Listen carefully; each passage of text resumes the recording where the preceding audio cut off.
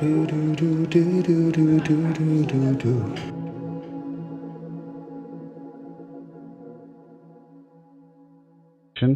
I am Mr. Toad, and we have the faithful Dr. Frog. Excellent. There we go. So we're going to be talking about the movie Oppenheimer. Yes. And we watched it. We did. That was pretty cool. The full 3 hours. I liked it. Oh, I know. It was so long. Yeah. I was at one point, I was like, I kind of have to go like pee, but I'm like, I'm going to hold it in. Like, yeah. You know. Oh, I did not have that sensation. I used to go to 24-hour movie marathons regularly, so. There you go. You can like hold it in. You're like, yes. I'm not going anywhere. I'm square for 13 hours. Oh my God. Without leaving a line. So. I feel like I'd have to depends or something. I guess that depends. Oh, wow. Yeah. But Oppenheimer, you know, as I was watching the movie, I kept looking at you because you have a lot of experience in the university system. I do a little bit. So, what do you think in terms of quantum mechanics, you know, for people not familiar with the UC system, and in Oppenheimer they mentioned not UC Davis, they mentioned Berkeley a few times. UCLA puts up on YouTube a free Introduction to Quantum Mechanics lecture that you can view. It's 13 or 15 2.5 hour lecture recordings. Wow. So if you want that background in quantum mechanics before going into the movie, you can. But as I was not surprised to see, you didn't need any background of understanding in quantum mechanics to enjoy the movie. Yeah. This drama deals with the human element of weapons and power. It dives into the politics of power sometimes, at times. What did you think about the morality of this idea that we're building a bomb that's going to kill a lot of people? It's going to kill tens of thousands. I mean, in this particular movie, they talk about almost 200,000 people have been killed. Even after the bomb is detonated, people are still, you know, getting radioactive symptoms. But the morality of, should we even have something like that? What do you say? Well, something that impressed me about the movie is they presented both sides fairly well. At times they were saying, hey, this might be a demonstration that quickens the ending of the war and saves American lives. And then afterwards, there's the reflection that it might not have sped up, and it might have opened the door to further atomic use and misuse. An arms race. Doesn't that sound familiar? Yeah, that's sort of where it ended in the movie. The movie started pre-World War II. Yeah. And in the 30s, and then it ended probably 49. Between 49 and 53 is when the H-bomb was starting, but it ended with the H-bomb program being announced in 49. Yeah, because 45 they dropped the bombs. They bombed Hiroshima and Nagasaki. That's when and then after that, but you know how it was crazy that one part in the movie? I was just like, we're just gonna hop into spoiler territory. You know, World War II ends. My part. Spoiler alert for World War II. Okay, spoiler. So this will be and we're going to get more into the movie then. Yeah. But basically, I love the part with the senator being like, "No, we can't pick Kyoto because Kyoto. Yeah.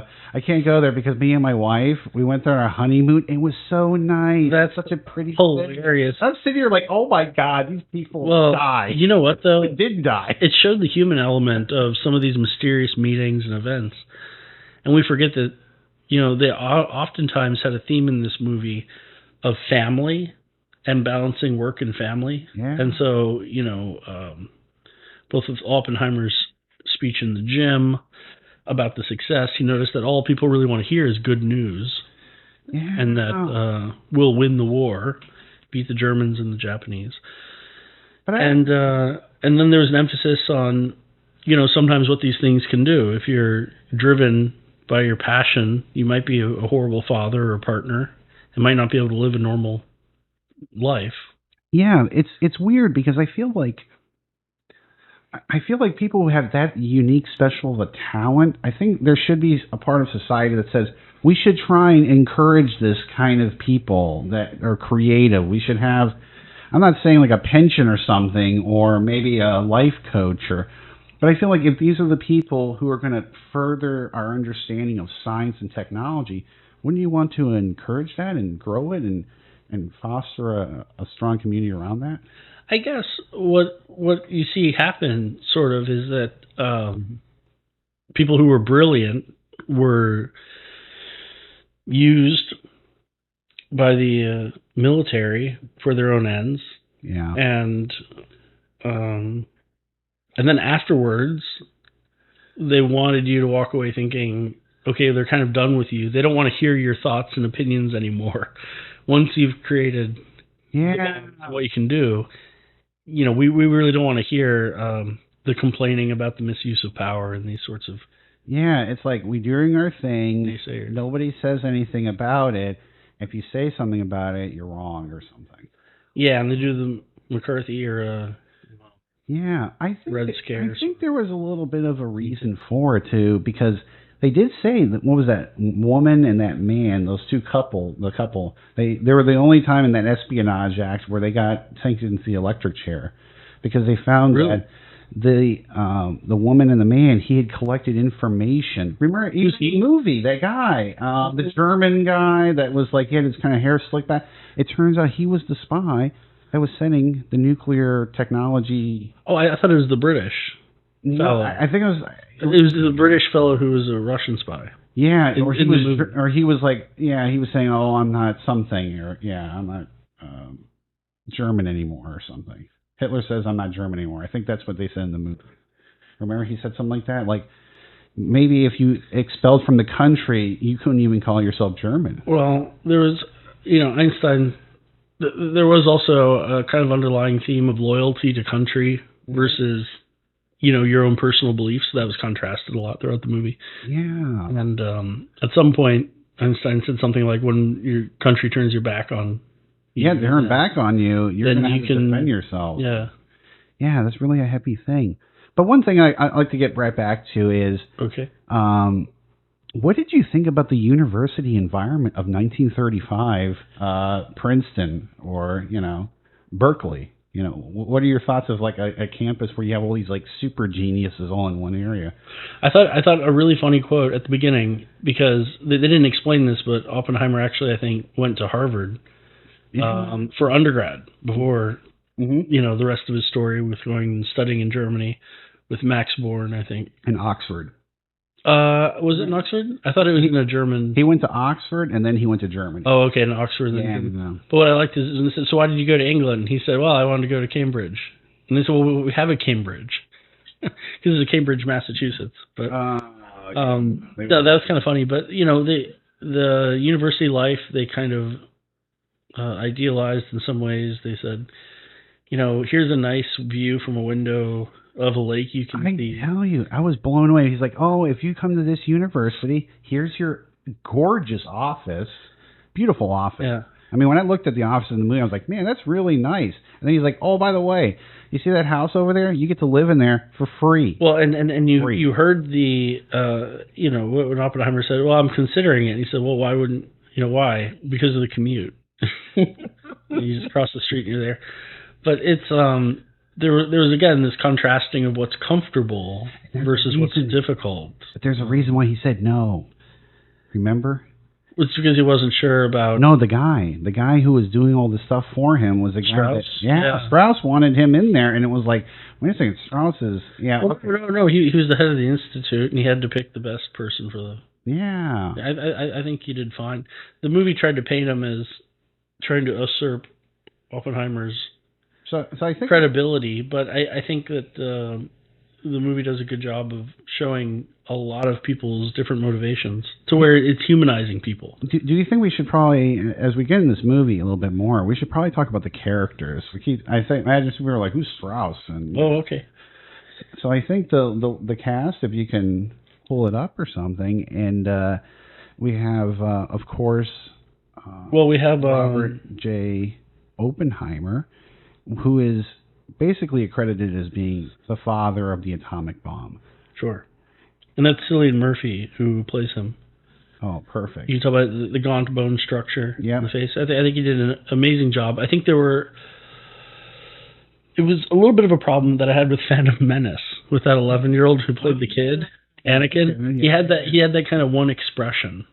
And so sometimes I felt like with Oppenheimer, you weren't supposed to really know what he was thinking or assume he was conflicted, but he always had that one kind of look. He had that meandering look, like he was like.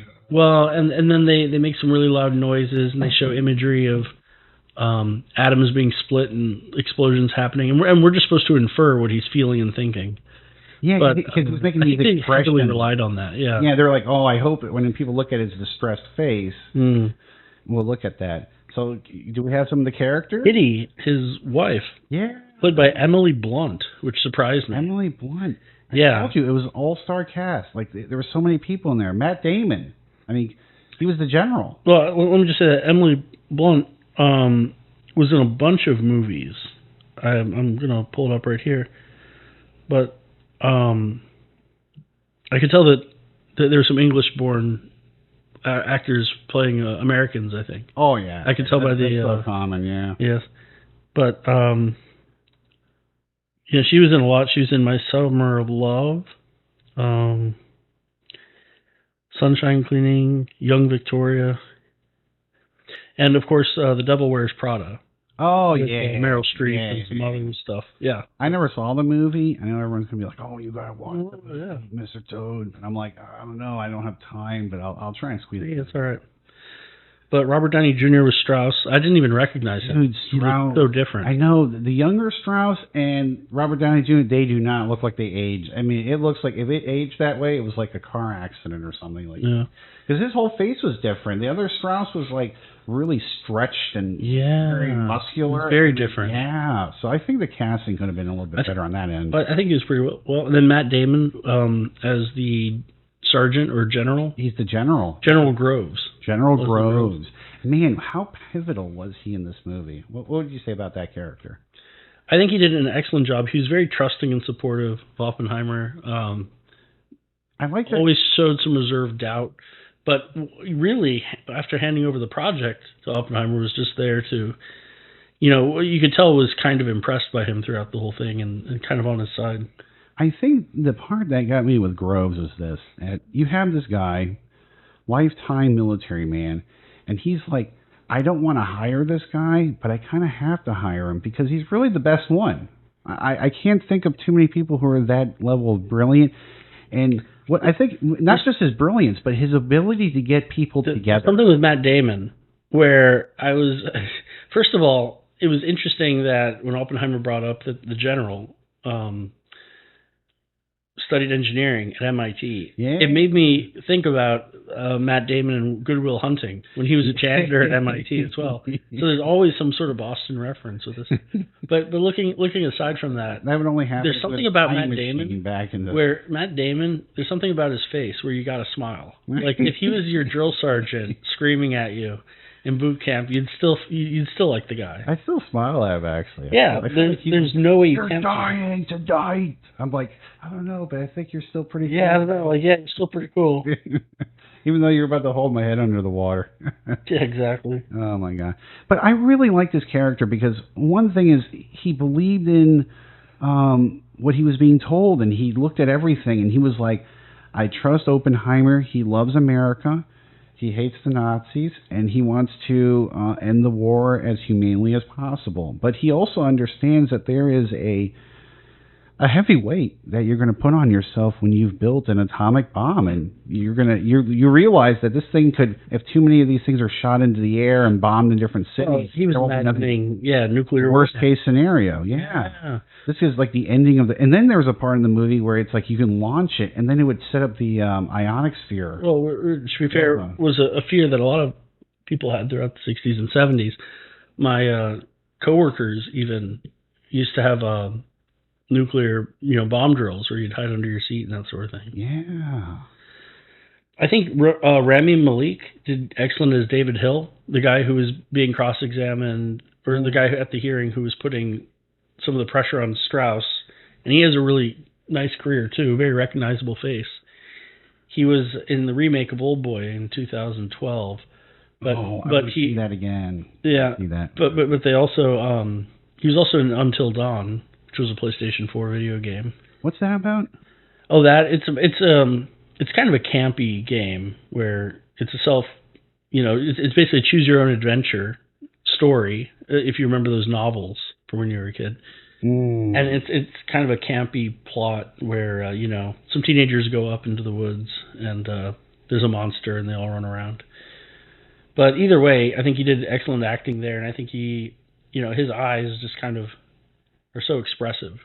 Robert Downey Jr. Did you realize there were a couple of times where I'm like, I did not recognize him. I was like, oh, is that him? And then it's like I got lost in the role. Yeah, I got lost in the role. I didn't recognize him until after. But I kind of looked at that in two different ways. I looked at it one where he's kind of like, dude, we're gonna have to remove you because if you're going to be rolling with us in the government, we want to make the biggest, baddest, most destructive weapons known to mankind, and we want to threaten people that we don't like with these things.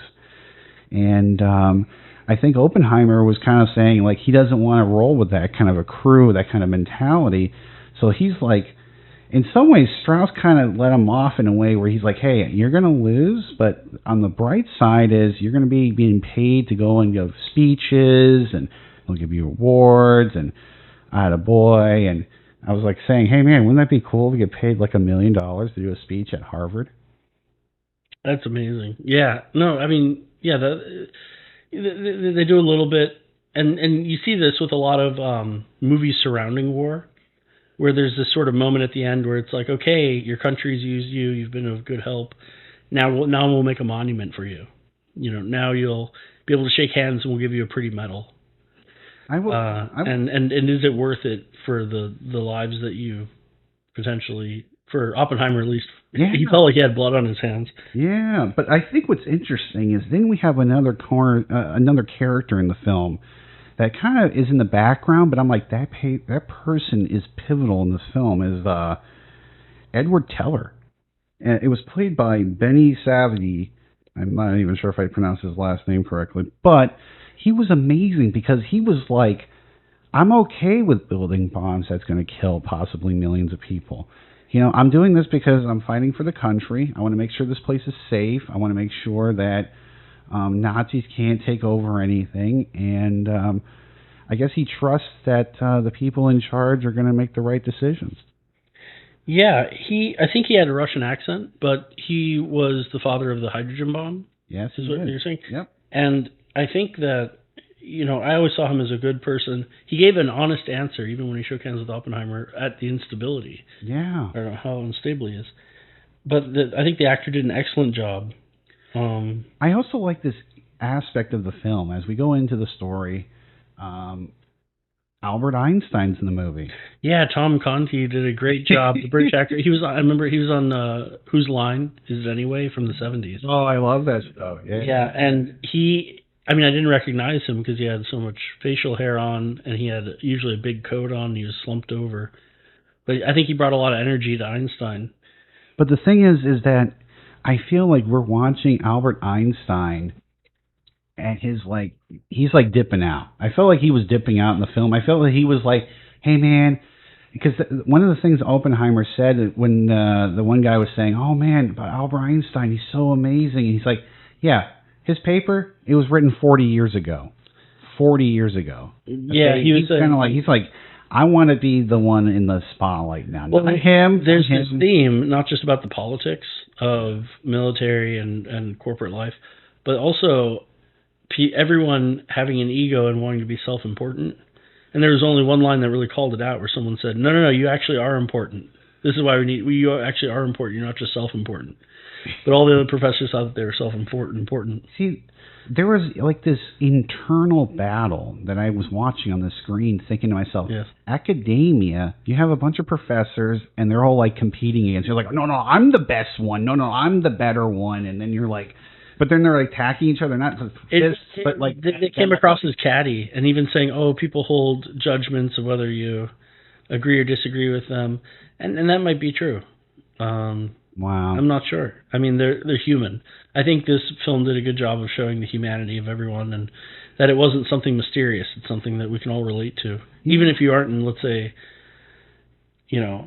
higher math or academics or studying quantum mechanics, you can walk into this movie and connect to the humanity. And rather than painting it as who's the good guy and bad guy, I saw it as showing the flaws in everyone's character. I felt like everyone was ambiguous. Everybody. At one point, I was like, "Oh man, Strauss." No, I was like Robert Downey Jr. Oh, he's a good guy. But then all of a sudden, I'm like, "No, he's a bad guy. He's like organizing all these people to kick." Well, he isn't just helpful. He's helpful for his own ends as well. Yeah. So I think it's that if you're going into the movie looking for who's a bad guy, you're going to be disappointed because the end, as it points out, his history is going to be ambiguous in some of those ways. Yeah, I just felt like, I was like, come on, and then all of a sudden it's like, you see that one part in the movie where like, oh, he's like Strauss and him are buddies, and all of a sudden it's like this one part in the movie where they're like, oh, here's Strauss, and then all these people are there, and they're like, yeah, so I want you to do this to him and this to him, and we're going to kick him out of his security clearance thing. Yeah, when they're talking about how to remove his clearance and make him irrelevant. So I think we're kind of bouncing around a little bit. Yeah. I think we should start from the beginning of the movie to the end of the movie. Sure. So what did you remember in the beginning of the film? So the beginning of the movie showed our three basic timelines, and it cuts between them very jarringly. It shows a modern-day regretful Oppenheimer that's reflective. It showed the Oppenheimer that was in school, very early school, interacting with his professors and how he kind of did whatever he had to. He was very petty, though, and he was not good with the laboratory stuff. No. He was, like, knocking the things over. He's like, come on. Well, it's because supposedly he was so distracted by the loud sounds of the fission happening in his head when he was imagining the fission happening that, he'd lose sleep over it. I feel like when there was almost a prophetic use of that imagery too. It showed it, the line 10 years before it happened. It showed him seeing what the future is going to hold in terms of nuclear war. Because he kind of looked at it as like a math problem. I really do think he was like, this is what you have to do to get to this point, and then what was it that? And he settled his moral dilemmas by saying, look, it's not for you to decide what happens to it. You're just there to build it. Also, Germany at this time had just split the atom. In the film, they were like, oh man, the Germans have finally did it. And they're like, they split the atom. And then they start doing the math equation. They're like, if they can split an atom, we can make an atomic bomb. I mean, that was kind of it was like, that's how they knew. And that's when he knew it was possible. It's going to happen. It's going to happen. It's not just theoretical. It's not theoretical. You can actually build this thing and make it happen. Yeah. Which I thought was so powerful because he was kind of like, I know I'm kind of a communist. Oh, let's talk about the communism. I didn't even think that he was necessarily a communist. I think he was just intellectually curious. I think he was like looking for and it makes sense. The best treatment of people. Yeah, the best treatment of people and how should we treat one another. And that's at the heart of ethics, is how we treat ourselves and others. And I think, people in a union having a voice on how they're treated as producers, it's something that shouldn't be harmful to hear.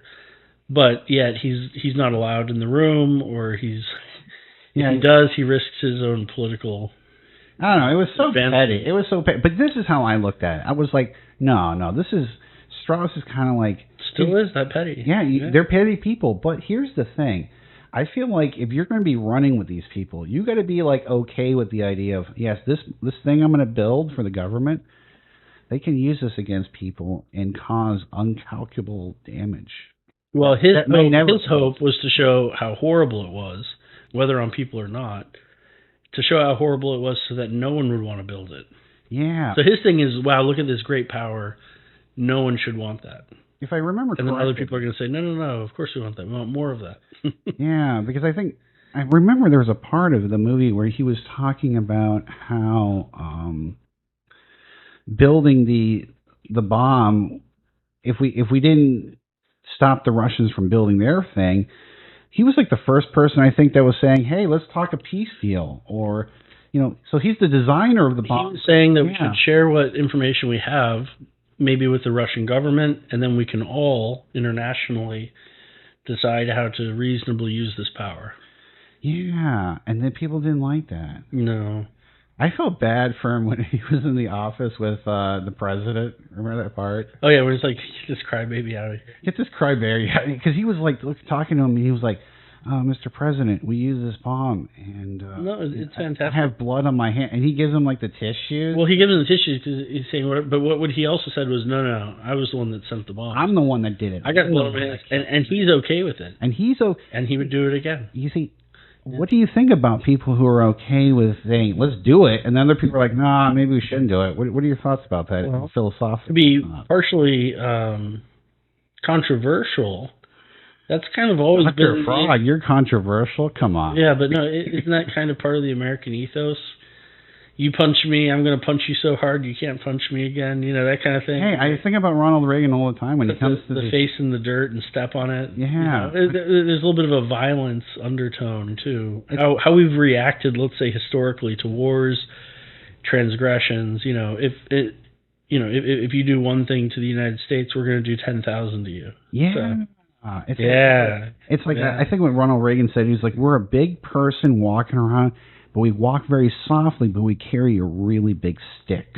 Yeah. And when someone does something we don't like, we're just going to pop them over the head. There we go. Yeah. That's how we're going to get compliance.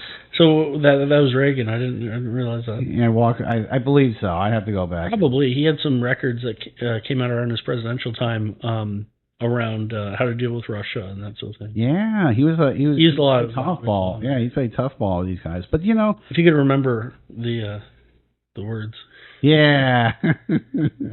But back to the movie, though. Yeah. I think, so I guess the viewers or the listeners are watching this being like, what the hell's going on here? But the movie essentially was about, so he was going through Harvard, and then he went to Cambridge, and then he tried to poison his teacher in the film.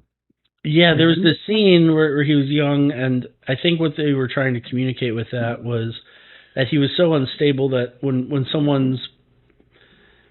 the teacher had prevented him to go to a lecture that he really needed to go to for his own research. Yeah. And so he saw that teacher as telling him, no, you need to clean up instead, and everyone else is going to go. He saw that as them trying to kind of undermine his own efforts. And maybe he only saw killing the other person standing in his way as you know, the right kind of retaliation. But it's not really retaliation. I think it played into the theme of people doing whatever needs to be done to achieve, which is a theme that was used not just in that scene, but that's what everyone was doing, from the military to the political leaders. I keep thinking this, though. Did you realize Harry S. Truman was being played by Gary Oldman? That was crazy. Really? Yeah. No, I had no idea. Gary Oldman was Harry S. Truman in the film. Wow. It's so crazy when you think about Gary Oldman play, but it's like his face and the makeup. What did you think about the makeup and like? I thought it was well done. Where I felt like everything felt so of that time period. Yeah, and they did a good job of switching between time periods to let you know by whether it was black and white, more modern footage, or he was grayer. He looked always grayer in like the more present ones. In the more present. Yeah, he was like really looking gray. I was like, oh geez. You know, they didn't show him actually dying of like cancer though. Remember, that was kind of. No, they didn't. They wanted to show, and this is what confused me about the film. I was more interested in the Manhattan Project, but they expanded the scope before and after. And I think that's where the story ended. They didn't want to drag it on at 3 hours to show you and anything end of life or that wasn't playing into the themes of his lived life. Yeah, that's a part of the film where I was just kind of like, to be honest, I think they could have shortened it. They could, but they could have cut the ends and showed. Man, it shows how lazy of a father those guys, the parents of his kids. Like he was a bad dad. What would you say on his parenting skills? Do you think Oppenheimer is going to get father? They did the same thing for the movie Enigma. If you haven't seen it, it's about Alan Turing. Yeah, creating the Enigma machine to decode the German messages. And I feel like they always have to force in sometimes the family life. And I know you're talking about the individual and their accomplishments. This isn't a documentary by any means where you just kind of hear about the person's work life and that's it. But I feel like sometimes they have to over dramatize what would otherwise be a very boring work life, family life, or lack thereof. Yeah. But I felt bad because they had that scene with the mother. He walks in there and the baby's crying and crying. And then his wife is sitting there drinking and she's like, Oh yeah. And he's like, aren't you going to look for the kid? Are you going to? I mean, what are you doing? Well, and there were several scenes where they used the trope of things being smashed against the wall to build up. I do feel like the build up in drama was sometimes forced. Yeah, him breaking those glasses. Well, that was a little forced. And her throwing glasses. There were some scenes where there's a lot of shattering. Shattering of glasses. But that kind of reminds me of like atoms and. Well, they want to draw that analogy too, and then they explosion. And then they had these really annoying synths that were kind of 80s level. I kind of like that. And it's good. It showed the disjointedness in Oppenheimer's thinking. It's like instability. Yeah, but there was so much dissonance, and they reused the same dissonant sounds every time that I think it lost its effectiveness. And didn't quite become believable, but made me realize that the drama maybe wasn't there, that they wanted to be there for entertainment's sake. Yeah, I think they had to add like more drama to it. It probably wasn't that dramatic. Yeah, so they had to have him basically have hallucinations of these things every year or two of his 10 or 15 years on that project. And it's okay, we get it. He's conflicted, but you don't have to show the conflict in 20 different ways. But the thing here is this, and there's a part with Strauss, and he's like, Strauss is like, oh man, welcome to the Institute. Look at this house you're going to get. Look at this office. Wow, look at the office. I mean, I've never been in the world of academia and the professor side shit, but Dr. Frog has some experience. But to be honest, I mean, offices don't impress me anymore. What about the house? Did that impress you? The free house right next to it was across. They didn't do a walkthrough of it. It was across the street where they showed it. To be honest, he had parties at that house. You know how many people had? There was like 100 people at that house. I was like, damn. Maybe it's just me, but a lot of professors I know, although, maybe less so in the theoretical physics side, don't really care about big real estate.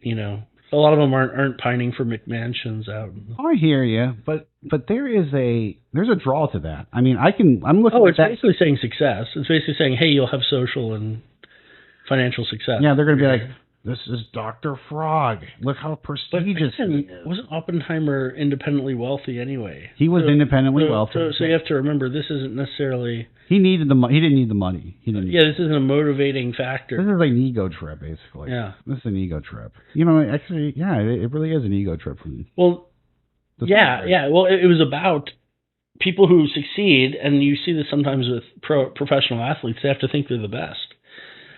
They have to have a godlike complex where they think, I'm number one, I'm the smartest. And so people, of course, point that out and say, actually, no, you are important. You're not just self-important. So they were playing off of the stereotype of the self-important. I also think that there was... higher-ups. Did you feel in the movie that Albert Einstein and Oppenheimer, they didn't like each other? Did you get that vibe where they were like, he's looking at him like, no, I know you're famous, but now I'm the new famous one. Did you get that vibe? I don't know. Well, I kind of did. Einstein was presented as this kind old man. And I remember he used to watch Beanie and Cecil back then in the 40s and 50s, which was a hand puppet show, black and white TV. Mm-hmm. And he was very calm, and he did other things besides physics as well. And he wasn't as motivated in being used as a tool. He turned down being on the Manhattan Project. Yeah. So it was really two people who use their brilliance in different ways for different ends. Do you think there is a... because there's a guy in the movie that I really like. Sure. Peter Tiller, the father of the H-bomb. Oh, this man... You really liked it. The reason I like this guy is that I don't like him because, he has... Maybe his morals are skewed. Amazingly consistent actor. Yeah, he was like on point. He was like...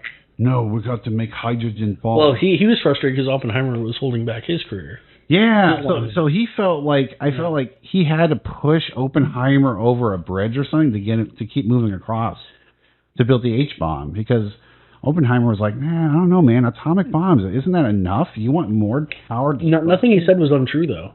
He even said, no, Oppenheimer's loyal to the U.S. He's great. It's just I doubt, that he's stable. Yeah. Is there anything that would make you doubt that he's capable of blah, blah, blah? And he'd say, he's unstable. But I think he was basically playing the political game correctly, and he was there as a professional. Oppenheimer, you could say, was acting unprofessionally. Yeah.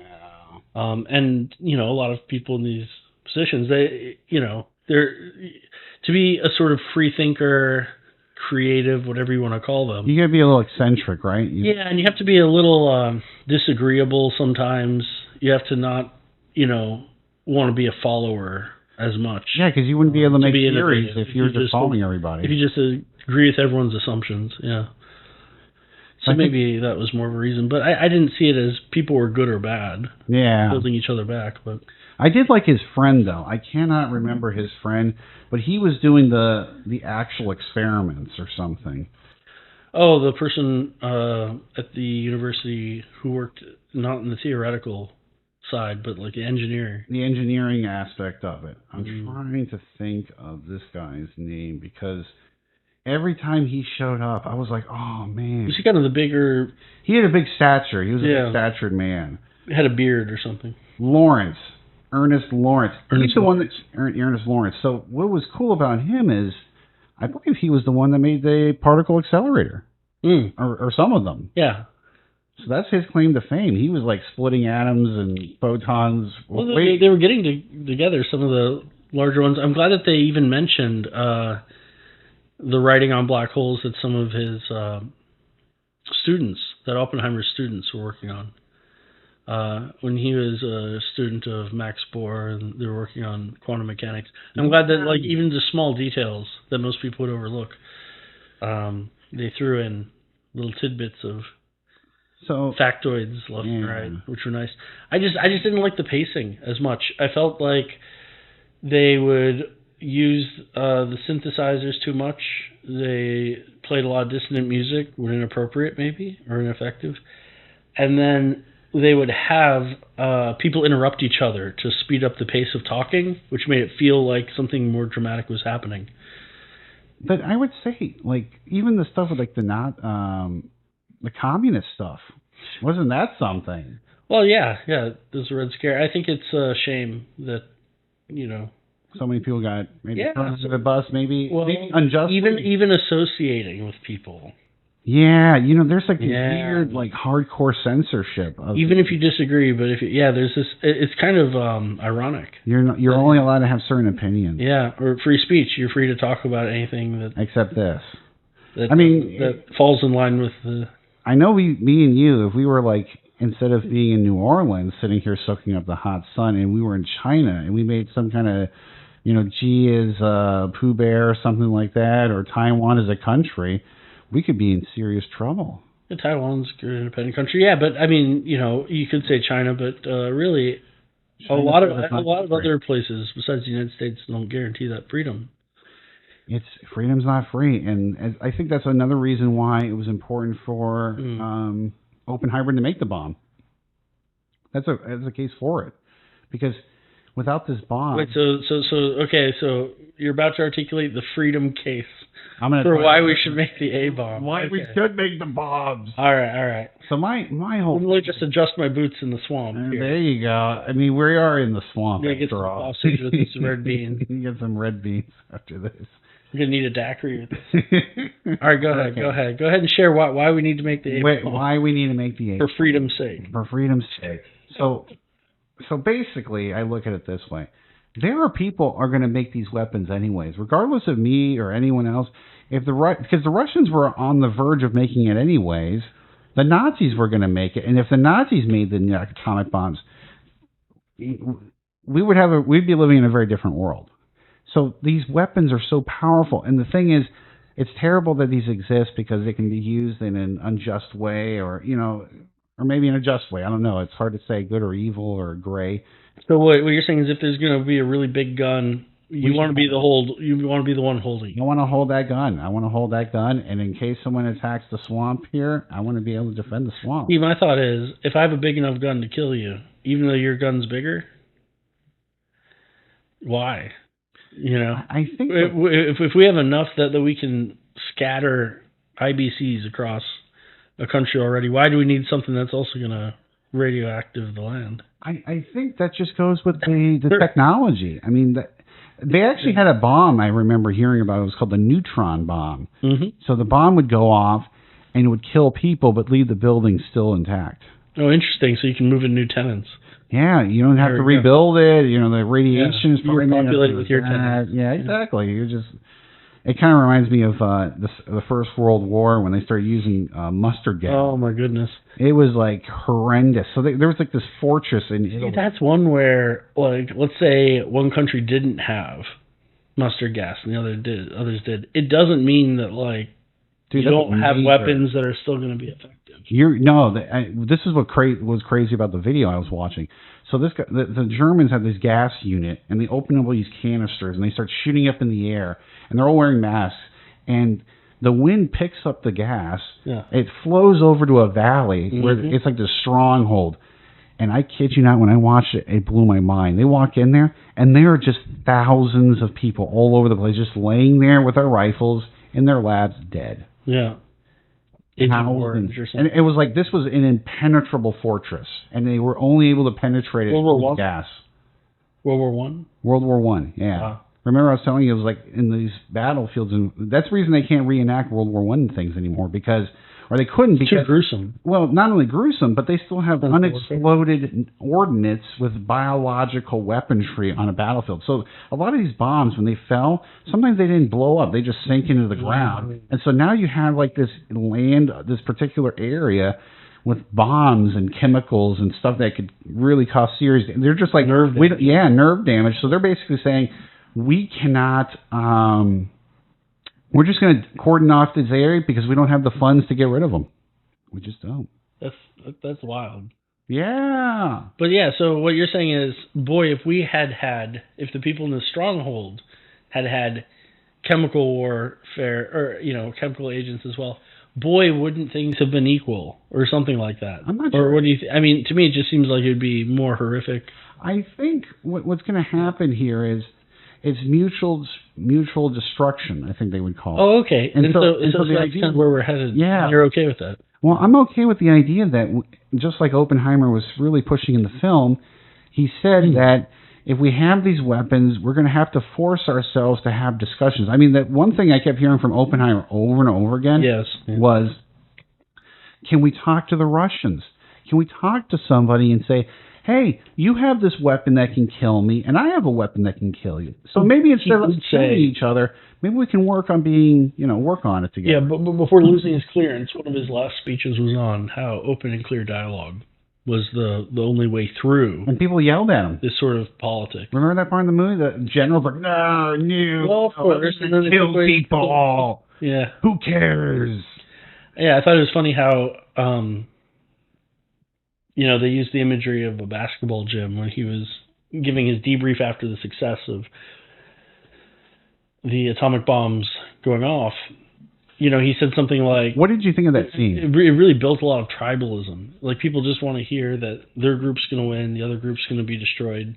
And he was like, well, the Japanese certainly didn't like that, and everyone cheered. Yeah. Wish we could have used it on the Germans. Ha, ha, ha. Yeah, because he kind of played into it, too. Yeah. We're just looking at some of the artwork from the movie. Yeah, you got... Oh, wonderful artwork. Yeah. Sorry. But, man, you could tell how stressed out he was. Didn't he look stressed? Yeah, you just watched a stressed out person for 3 hours.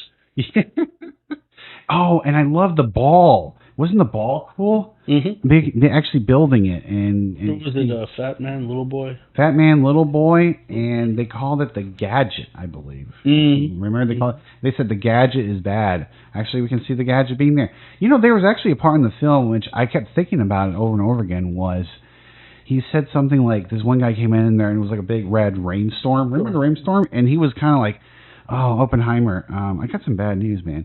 We need a stronger explosive to set this thing off. And he's like, oh, yeah, okay, do it. And so at the very last minute, they had to modify it or something. They had to add more. Well, the thing is, like, how do you get the energy to have a fusion? A fission. Oh, okay, so let's have a fission to create a fusion reaction for the hydrogen bomb. Yeah. I thought that was kind of funny when they were just like, wait, so how do we get enough energy for the fusion? Fission. Okay, excellent. And then everyone cheered. And it's like, all right. I liked it because it kind of shows what happens when you have wildly different people coming together that are extremely smart, and they all can take apart a really something very complex and be able to crack the code on it. I did like this idea that in the film, it really pushed it, was this idea that the United States military compartmentalizes things. Remember compartmentalize? Compartmentalize. So this comes down to a security solution. And nowadays in IT, people call it the principle of least privilege, which is people should only have access to that information that they need to do their job. And before, when they were talking about how work was done in Los Alamos, it was very much town hall meetings, large group discussions, everyone has access to everything. So when they said, let's compartmentalize, meaning like you only work on this part, in software development, you can think of it as work on modules separate from one another. But this is just a way of them worried about leaks to Russians. Yeah. So it's a security principle that they were trying to implement. And I did kind of like this idea that that security element was there, but Robert Oppenheimer, I feel like he was playing fast and loose. Did you feel like he was like, oh yeah, I want to invite my brother to watch the explosion too? And like, your brother was a known communist for like, and then but his brother had a couple years working on explosives or something. So what did you think of that? There's a little bit of when you're doing something innovative, and I highly recommend the book called Innovative Inc. on how Pixar got started with John Lasseter. Yeah. And Steve Jobs invested in that. Yeah, certainly. But, when you're dealing with innovation, you want this sort of flat structure with open ideas being shared, small groups working together, but also you can put together small other teams if needed, switch out members. So it's just, to have something innovative, you need that kind of looseness and less hierarchy, maybe. I feel like in a world of Zoom calls and not showing up to the office, I think even Simon Singh said this. He said that this like crazy brainwash sessions are going to be a thing of the past, and he's like, those brainstorming sessions, brainwash sessions. Hey, those also are pretty good too. But basically, it would change it. It opens up you to new possibilities that you never thought of. So I feel like R&D is going to take a hit if this really research and development. Yeah, research and development is going to take a hit over this. It's going to take a bad hit. Hopefully. I mean, it was success. The way I saw it was Oppenheimer was just saying, "Here's how I work best." Yeah, and it happens to be the least secure and least structured hierarchically. Yeah, because I remember the part where Oppenheimer was wearing a uniform, and the guy's like, "Take that uniform off." Well, he said to be yourself. You're not a general. You're not a general. Military. But yeah, it was very much like be yourself. Like if you're not yourself, people are going to know it's fake. It's not going to seem realistic. Yeah. So let's go into. We're getting pretty close to the almost 60-minute mark. Isn't that crazy that we went this far? My goodness. But I think we'll just go through a quick speed through the story. Basically, what happens is Oppenheimer is a boy genius that comes from a rich family. Sure. We watch him, follow him through the film where he goes to Oxford, or is it Oxford or? Well, I know that Cambridge. I know that. I mean Oxford, Cambridge, but Harvard's where he went to undergrad. Yeah, he went to undergrad there. Then he flew over to. I know he studied in Germany after that. Yeah, after Chamberlain, then he went to Germany because. Cambridge. I don't know what I'm saying on this. Chamberlain University. I know we're getting to that spike in enrollment. Oh man, we got people think it's Cambridge. Oh man, I know. Or you know what? Oppenheimer went here. Maybe instead of Oxford, maybe he got seconds on his exams and only got into Oxford Brookes, which is down the street. There you go. Like the technical college for Oxford. I went to Columbia, but I went to. Which actually, my dad went to Oxford University. There you go. That's pretty cool. Yeah, and my mom got accepted to MIT. There you go. Cool. So she might have met Matt Damon instead. That's true. Either as a budding military general or as a janitor working on. If there was a time machine, they went back the other way around. Yeah. Dude. So there's a universe where Matt Damon's probably my father. There you go. Maybe there's a universe where that happens. Yeah, there you go. Hey, there's infinite possibilities, right? I could throw baseballs with them. There you go. But basically, back to the film is we get to a part where he's kind of flirting around with communism a little bit. He goes to these little parties. Then his other friends are basically telling him, the one main guy, I can't remember his name, he was the guy, he had the glasses. I'm trying to look for him here. Maybe Scott Grimes. Maybe he was the one. Yeah, basically Scott Grimes was like this big, tall guy. No, let me see here. It was one of, now I remember the guy's name. Describe the role in the movie. Lawrence. That was Lawrence. Oh, okay. Yeah, Lawrence was basically the mechanical engineer kind of guy. Yeah. He was kind of telling him, like, hey, buddy, he started having, like, all these, like, stuff on the whiteboard. He's trying to let him know. He's like, hey, you're going to associate with communist stuff. Yeah. No-go. No, you're going to be put on a blacklist. He's like, people are, like, what are they, taking people's license plates? Yeah, if you go to a communist party, then a party for the Communist Party, then the FBI would look at the license plate. What did you think of the love triangle? That was kind of weird. I don't know. It held no interest for me. Yeah. Some of it didn't interest me, who he cheated on his wife with and that sort of thing. So, a lot of times people will be interested in this for several reasons. You could be interested just as a pure historical thing. Yeah. Here's a historical event. Let's read it. Some people are more into sociology, and they want to know, what kind of food did he eat? Who did he sleep with? Yeah. And that's kind of what's titillating about the movie. Yeah. It kind of titillates both of those. It does like a romance kind of thing, but then there's a science movie, and there's a court movie. I just felt like it was really kind of shoved. A spy thriller. It's a 3-hour movie that could have been 2 hour-and-a-half movies that highlighted very different portions of his life. But I felt the same way with Enigma, with Alan Turing. Yeah. They kind of went over that social side of being gay in England when it was illegal. Yeah. And then also being forced to work for the MI5. Yeah. To decode the German things. And then even after decoding it, having to let horrendous things happen to his own countrymen so as to not give away that they're already reading their codes. I think there was a lot more drama in that movie as well. Sure. But I felt like it really followed that formula of mixing the family and personal. Yeah, because I just feel like there's a part in the film where he's kind of like, I think even Oppenheimer's like, I was foolish to associate with... Well, they were asking why. Why did you do these things? And he said, well, because I was young and dumb. Yeah. So that can happen. And the older committee member was the one that forgave. Yeah, he was kind of like rocking. He was the only one that was like, I can see how you care about humanity. Yeah, he knew that he wasn't an actual threat to the United States national security. Yeah. So what happens ultimately in the film is we're kind of following Oppenheimer, kind of in a mixed mash back and forth, where he begins in the university. He goes there for a while. He becomes a professor here in the United States at Berkeley, I believe. It was in the film. He was next door, I believe. Was he actually at Berkeley? That was Berkeley where he was teaching. That was Berkeley where he was teaching, okay. He was teaching at Berkeley. So he was teaching at Berkeley. He was doing all this stuff. And then what part of the film it shows is that the Germans had just figured out how to split an atom.